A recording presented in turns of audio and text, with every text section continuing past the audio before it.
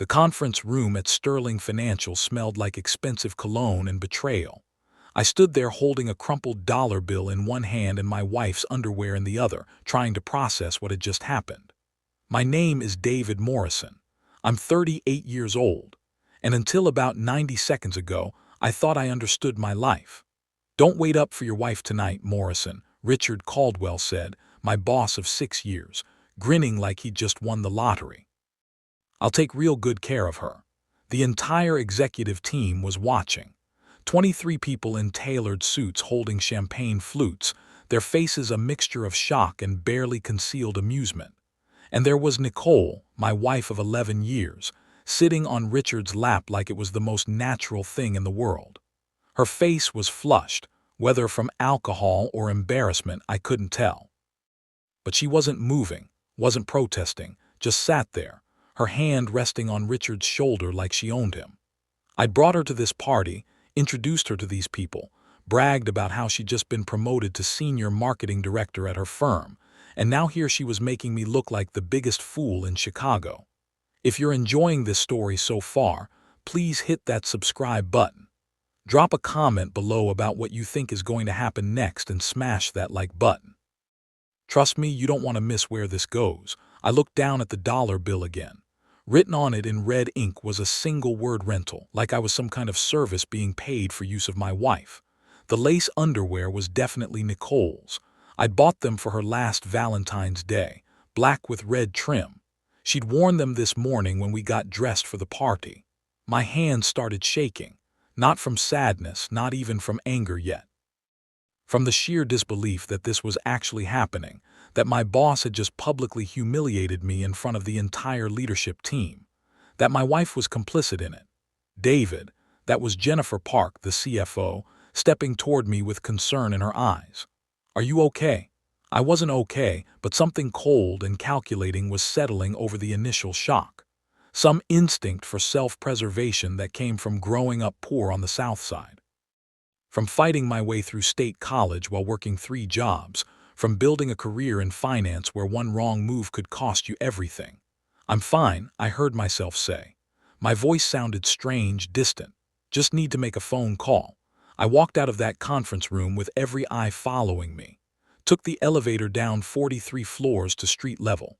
The August heat hit me like a wall when I stepped outside, but I welcomed it. Needed something real and physical to ground me in the moment. I pulled out my phone and dialed Marcus Foster, my attorney and college roommate. He answered on the second ring. "Dave, what's wrong? You sound weird. I need divorce papers drawn up tonight," I said, "watching cars stream past on Michigan Avenue, and I need you to dig into Richard Caldwell's finances. My boss, I think he's been embezzling from the company and I'm going to prove it."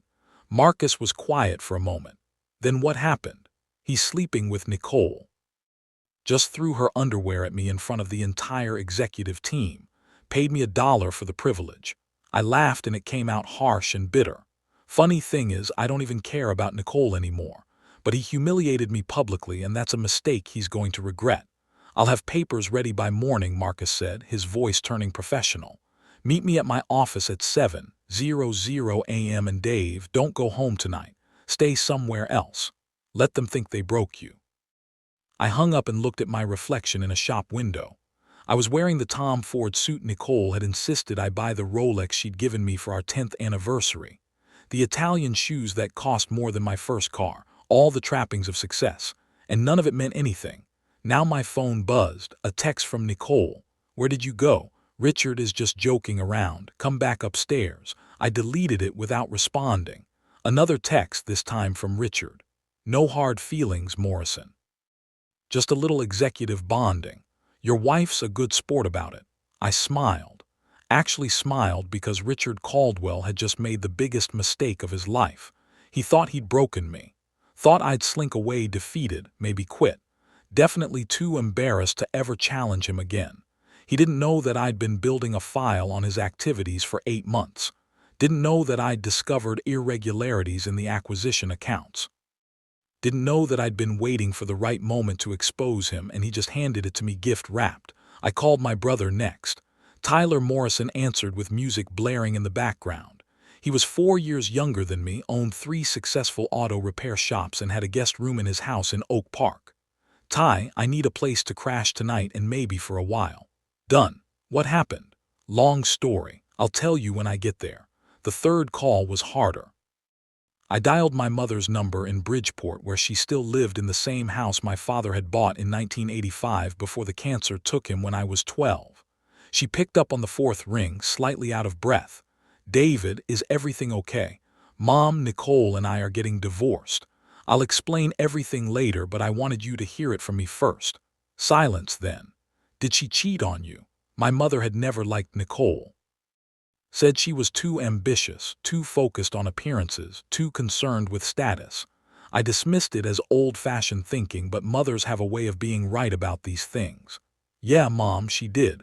I'm sorry, baby, but you know what? You're better off. That girl never appreciated what she had." We talked for a few more minutes before I hung up and started walking. Not to Tyler's place yet, not anywhere specific. Just walking, letting the evening air cool the burning humiliation that was slowly transforming into something else. Something harder and more focused. By the time I reached Grant Park, the sun was setting over the lake, painting the sky in shades of orange and purple. I found a bench and sat down, pulling out my phone to review the evidence I'd been collecting on Richard. 8 months ago, I'd noticed discrepancies in the quarterly reports. Nothing huge, just small inconsistencies in the numbers that didn't quite add up. Being a senior financial analyst meant I saw things other people missed, patterns in data that revealed truth beneath the surface.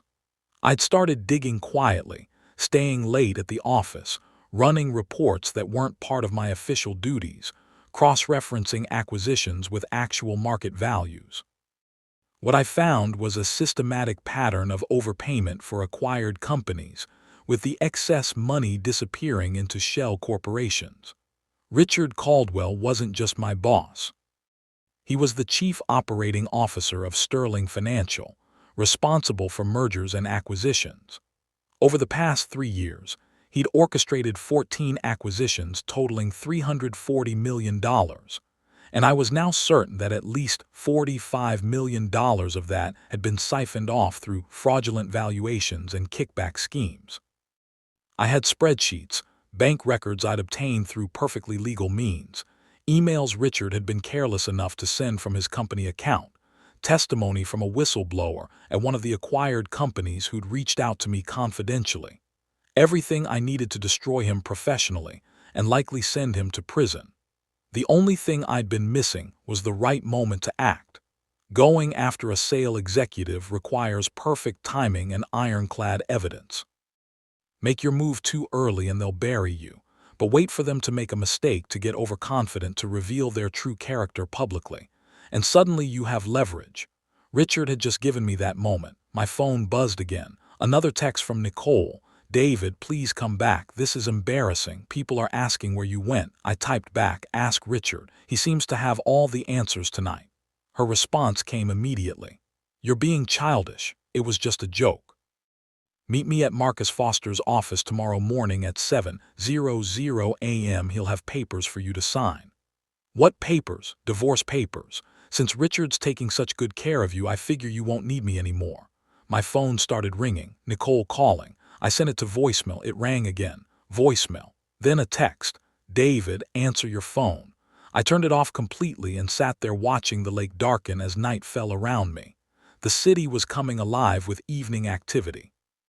Joggers on the path, couples holding hands, families heading home from the museum.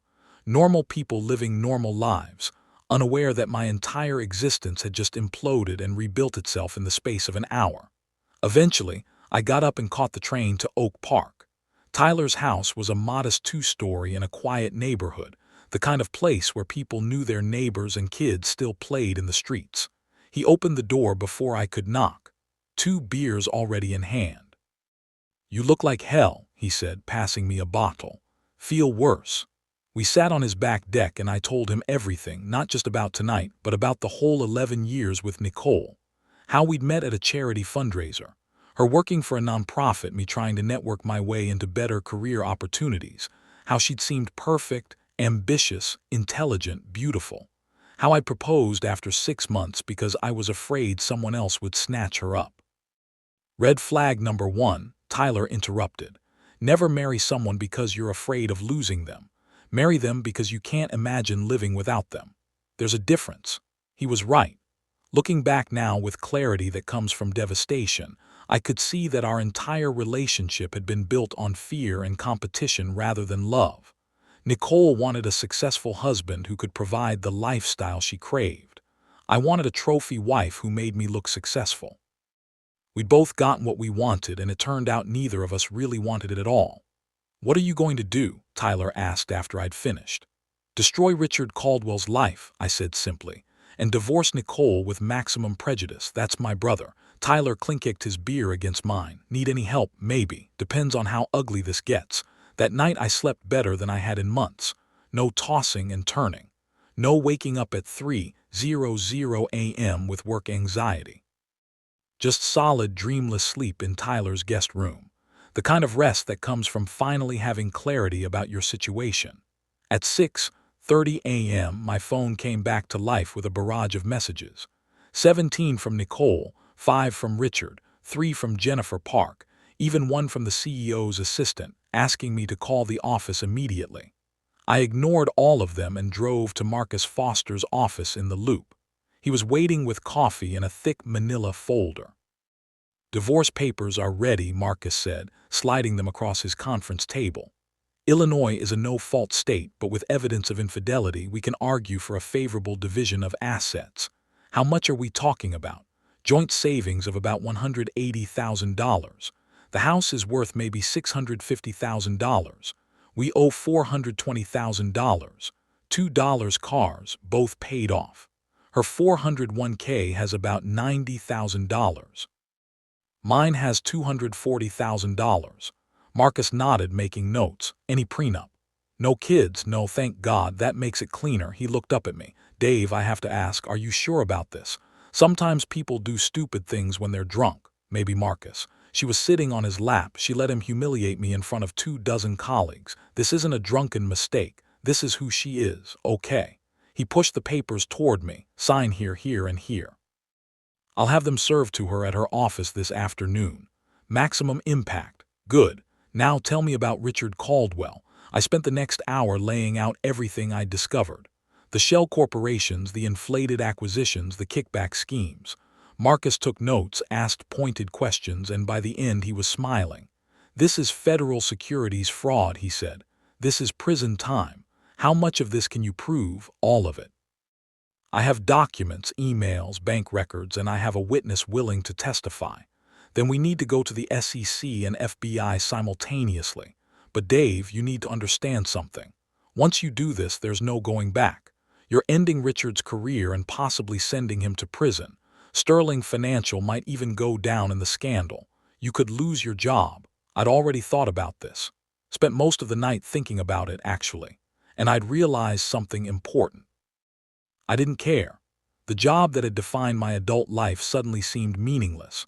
What good was success if it came at the cost of your dignity? "Do it," I said, "today." "What about Nicole? What about her? She made her choice." As if on cue, the conference room door burst open. Nicole stood there, her hair disheveled, still wearing last night's dress, makeup smudged like she'd been crying. Behind her, Marcus's secretary was apologizing profusely. "I'm sorry, Mr. Foster." She just pushed past me. "It's fine, Angela." Marcus gestured for her to leave and closed the door.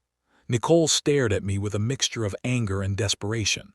"David, what the hell is wrong with you? You won't answer your phone. You disappear all night, and now I find out you're filing for divorce." "Sit down, Nicole," Marcus said professionally. "I have papers for you to review." "I don't want to sit down." She turned to me. "David, talk to me. We can work this out." "There's nothing to work out," I said calmly. "You humiliated me in public. You chose Richard Caldwell over our marriage. Now you get to live with that choice. It was just a joke. Richard was drunk. I was drunk. It didn't mean anything. Then why didn't you get off his lap? Why didn't you tell him to stop when he threw your underwear at me? Why didn't you defend me in front of all those people?" She didn't have an answer for that. Or rather, she did, but couldn't say it out loud because she'd enjoyed it. Enjoyed being the center of attention. Enjoyed having powerful men compete for her. enjoyed exercising power over me. I made a mistake, she said finally, tears starting. People make mistakes, David. You're supposed to forgive me. I'm supposed to forgive you, I laughed. Nicole, you didn't apologize. You told me I was being childish. You made excuses. You blamed alcohol. But you never once said you were sorry or acknowledged that what you did was wrong. Marcus slid the papers across the table. Mrs. Morrison, these are divorce papers. You can review them with your own attorney if you'd like, but the basic terms are straightforward. Assets will be divided according to Illinois law, which means roughly 50-50 split. Mr. Morrison is not seeking alimony, and neither should you since you make comparable income. Nicole snatched the papers, scanning them quickly. Her face went from red to pale as she read. You're taking half of everything after all I've done for you. I supported your career. Worked for you. I made you look good at company events. And I paid for your MBA, I said. Supported you through 3 job changes. Bought you a BMW last year. I'd say we're even. This is insane. She threw the papers down. I'm not signing anything. That's your right, Marcus said, but the divorce will proceed either way. Illinois doesn't require mutual consent. This just makes it easier and cheaper for everyone. Nicole looked at me with something like genuine emotion for the first time since she'd burst in. David, please don't do this. I love you. No, you don't. You love what I represented. The successful husband, the nice house, the comfortable life, but you don't love me. If you did, you would never have done what you did last night. She stood there for another moment, then grabbed the papers and walked out without another word. That went well, Marcus said dryly. Better than expected, actually. I thought she'd fight harder. Oh, she will. Give her a few hours to process and call her attorney. Then the real battle starts. He checked his watch. Now let's talk about your meeting with the SEC. I've got an old law school friend who works in their enforcement division. She's expecting our call. By noon, I was sitting in a federal building downtown, laying out the case against Richard Caldwell to 2 SEC investigators and an FBI agent. They listened intently, asked detailed questions, and by the end of the 3-hour meeting, they were requesting copies of all my documentation. Mr. Morrison, the lead SEC investigator, said, "This is extremely serious. If what you're saying is accurate, we're looking at multiple felonies. Securities fraud, wire fraud, possibly money laundering. But I need to warn you, going after a C-level executive at a major firm is going to get messy. They'll come after your credibility. They'll dig into your personal life. Are you prepared for that?" "My personal life just exploded last night," I said. "They can't hurt me any more than I'm already hurt." The FBI agent, a woman named Sarah Chen, who looked too young to have the authority she clearly possessed, leaned forward. "There's something else you should know. We've been looking into Sterling Financial for 6 months.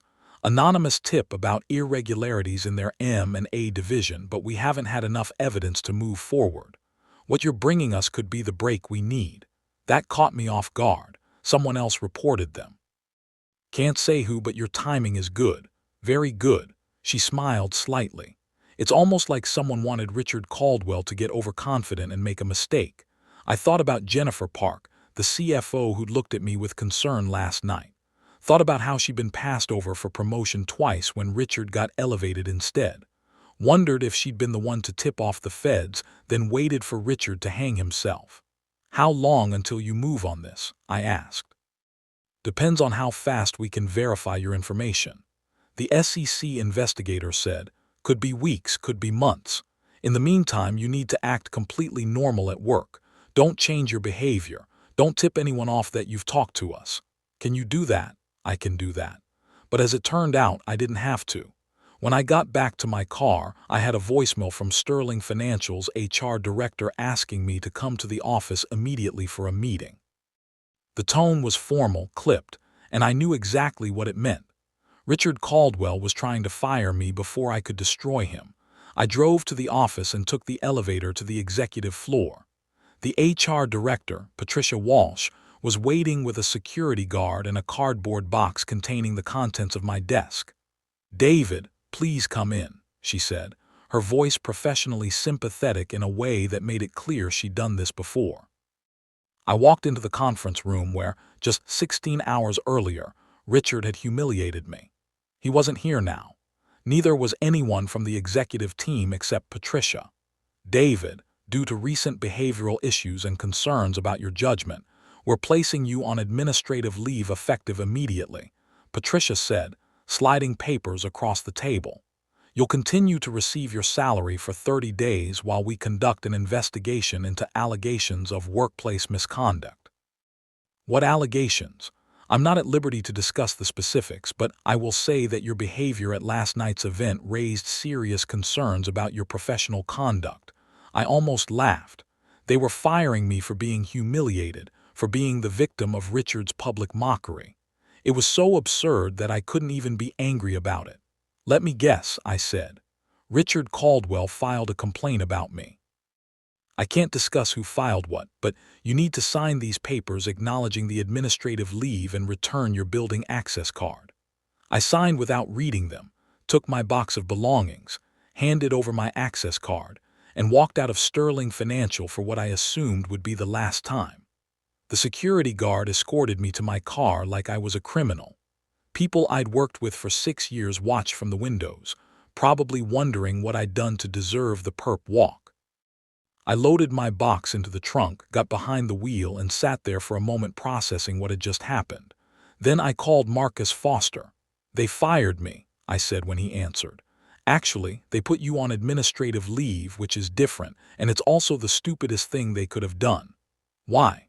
Because now you have retaliation claims on top of everything else. You reported concerns about financial irregularities. And they responded by removing you from the building. That's textbook retaliation, and it's going to cost them millions. I started laughing. Couldn't help it. In the span of 16 hours, I'd lost my wife, my job, and apparently my mind because I was laughing in a parking garage like a crazy person. Dave, you okay? I'm great, Marcus. I'm absolutely great. Call the SEC and tell them Richard Caldwell just fired the whistleblower. Let's see how they like that. I hung up and drove back to Tyler's house, where I spent the rest of the afternoon lying on his couch, staring at the ceiling and wondering how my life had fallen apart so completely and why I felt so free. The next 6 weeks were a blur of legal meetings, depositions, and watching my old life disintegrate from a distance. Nicole hired an aggressive divorce attorney who immediately went after everything I owned. The house, the cars, half my retirement fund, even my grandfather's watch that had been in my family for 3 generations. She's going scorched earth, Marcus explained during one of our marathon strategy sessions. Classic post-infidelity guilt translated into aggression. She can't admit she was wrong, so she's trying to prove you're the villain. Meanwhile, the SEC and FBI investigation into Richard Caldwell was moving faster than anyone expected. Within 3 weeks, they'd frozen Sterling Financial's assets and served subpoenas on Richard, the CFO, and 6 other executives. The story hit the Chicago Tribune on a Tuesday morning. Major financial firm under federal investigation for fraud.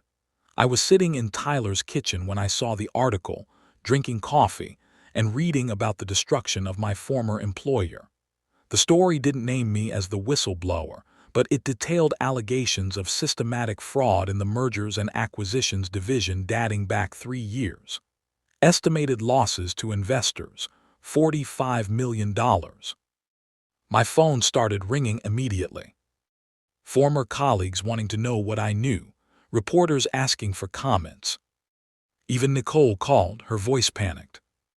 David, did you do this? Did you report Richard to the government?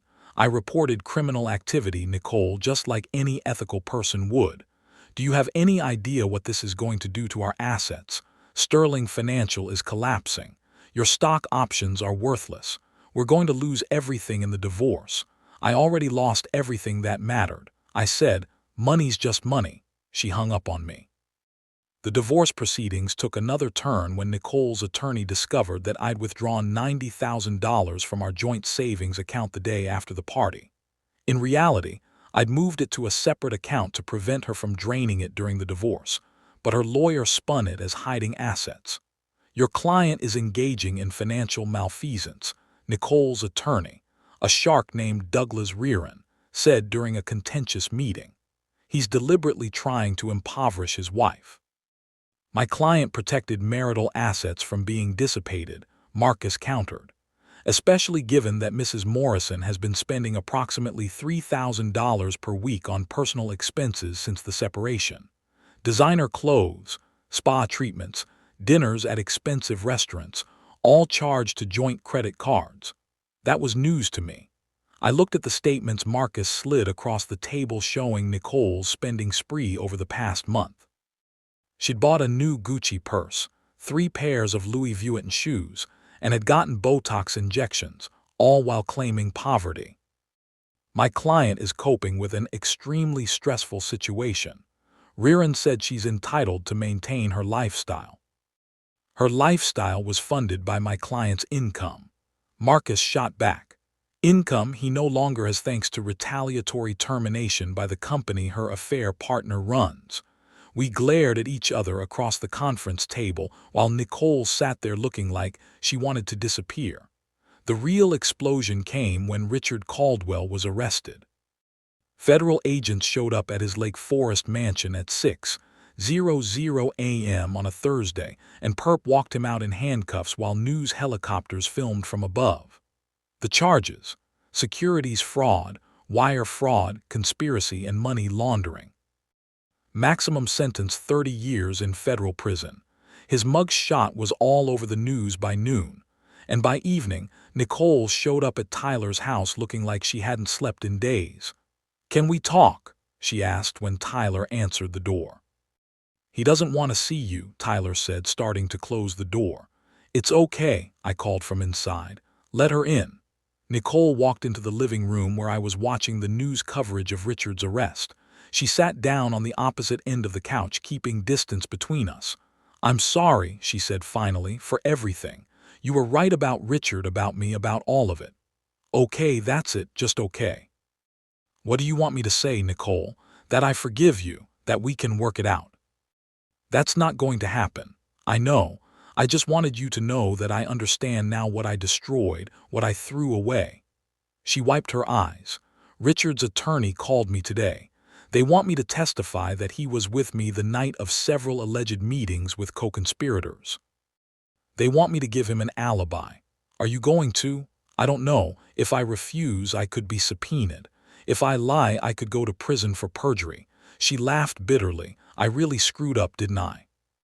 "Yeah, you did." We sat in silence for a few minutes, watching the news replay Richard's arrest for the 5th time that hour. "The house is going into foreclosure," Nicole said quietly. "I can't afford the mortgage payments on my own, and the bank won't refinance with all this uncertainty. That's not my problem anymore. I know. I just thought you should know." She stood up. "I'm moving back to Iowa. My parents said I can stay with them while I figure things out. Start over somewhere people don't know about this mess. Good luck with that." She walked to the door, then turned back one last time. "For what it's worth, David, you deserved better than me. I hope you find someone who appreciates what a good man you are." After she left, Tyler came and sat down next to me. "You okay?" "Yeah, I think I finally am." The divorce was finalized 3 months later. Nicole got half of what little was left after Sterling Financial's collapse. I got my freedom and a settlement from Sterling Financial's insurance carrier for wrongful termination, $1.2 million plus attorney's fees. Richard Caldwell pleaded guilty to avoid trial and got 15 years in federal prison. His wife divorced him. His kids wouldn't take his calls. His Lake Forest mansion was seized and auctioned off to pay restitution to the investors he'd defrauded. As for me, I took the settlement money and started my own financial consulting firm specializing in forensic accounting and fraud detection. Turns out that destroying your boss's criminal empire makes for excellent credentials. Within 6 months, I had more clients than I could handle. I'm sitting in my new office now, looking out at the Chicago River, thinking about that night at the party, about the dollar bill and the underwear, about how Richard Caldwell thought he'd destroyed me with one act of public humiliation. He was wrong. He didn't destroy me. He freed me. freed me from a fake marriage, a toxic job, and the illusion that success meant anything if you achieved it by compromising your integrity. The dollar bill is framed on my wall now, a reminder that sometimes the worst thing that can happen to you is actually the best thing. Sometimes you have to lose everything to find out who you really are. And sometimes the guy who tries to pay you $1 for your dignity ends up paying with everything he has. I heard Richard tried to call me from prison last month. Left a message with my assistant saying he wanted to apologize. I deleted it without listening. Some people don't deserve your forgiveness. They just deserve the consequences of their choices. Nicole sends me a Christmas card every year from Iowa. I don't open them. And me, I'm doing better than I ever did at Sterling Financial. I've got my dignity back, my integrity, and a business built on helping other people expose fraud before it destroys them. That's worth more than any amount of money Richard Caldwell could have offered, even if it is just $1.